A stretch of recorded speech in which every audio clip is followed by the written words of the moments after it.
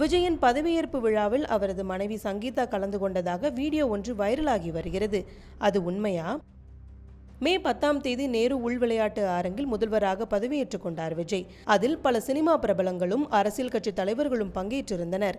இந்த நிலையில் விஜய் மற்றும் அவரது மனைவி சங்கீதா இடையே விவாகரத்து வழக்கு நடந்து கொண்டிருக்கும் நிலையில் 30 வினாடி ஓடும் அந்த வீடியோ 10 லட்சத்துக்கும் அதிகமான பார்வையாளர்களை கடந்துள்ளது. 600க்கும் மேற்பட்டவர்கள் அதை ஷேர் செய்துள்ளனர்.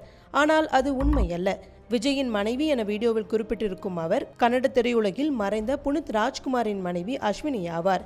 வீடியோவை சற்று ஜூம் செய்து பார்க்கும்போது அதை நம்மால் உறுதிப்படுத்த முடிகிறது. அதேபோல அவர் கடந்து வந்த பாதை நேரு விளையாட்டு அரங்கின் நுழைவை ஒத்ததாக இல்லை. அந்த குறிப்பிட்ட வீடியோவிலும் அது உண்மை இல்லை என தகவல் சொல்லப்பட்டுள்ளது. ஆனால் வீடியோவின் தலைப்பை மட்டுமே பார்த்து பலர் அதை பகிர்ந்துள்ளனர்.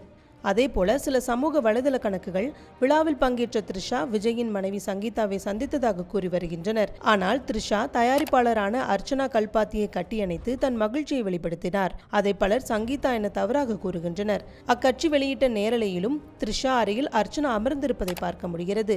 எனவே முக்கியமான நிகழ்வுகளின் போது வேறு இடத்தில் நடந்த சம்பவங்களை குறிப்பிட்டு போலியான தகவல் பரப்புவது அதிகரித்துவிட்டது. எனவே அதிகாரப்பூர்வமான தளங்களை பார்த்து உண்மையை சரிபார்ப்பது அவசியம்.